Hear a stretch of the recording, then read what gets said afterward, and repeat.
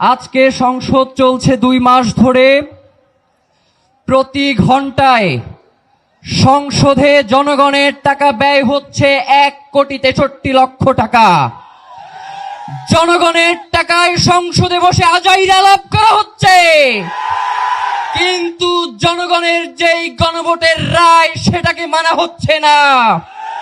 প্রিয় ভাইয়েরা, আজকে অনেকেই মনে করেন আপনারা মহাজন হয়েছেন।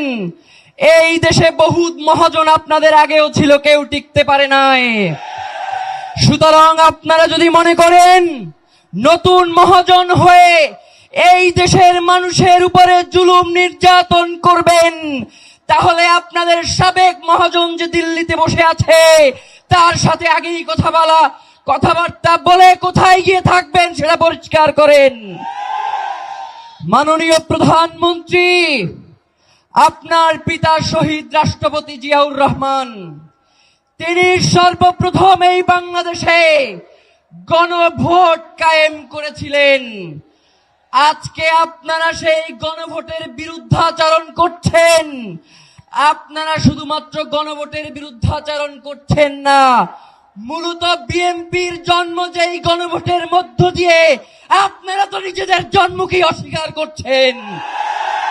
প্রিয় ভাইয়েরা, দেশনেত্রী বেগম খালেদা জিয়া, তিনি যেই সংবিধানকে ছুঁড়ে ফেলবার জন্য বারংবার তার বক্তব্যে, তার কথায়, তার দাবিতে তুলে ধরেছেন, আজকে আমরা দেখতে পাই সেই সংবিধানকে চাটতে চাটতে তার দল বিএনপি ক্ষয় করে ফেলছে।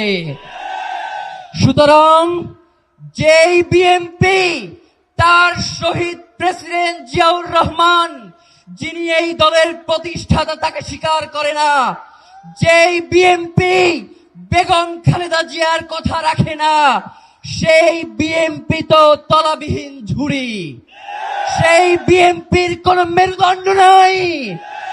যদি সেই বিএনপি বাংলাদেশে অরাজক পরিস্থিতি তৈরি করতে চায়, তাহলে আপনাদেরকেও আমরা বলে দেই, আমরা নতুন করে এমন রাজনীতি শুরু করব, যেই রাজনীতি হবে আপনাদের দলের প্রধান জিয়াউর রহমান এবং বেগম খালেদা জিয়ার রাজনীতি।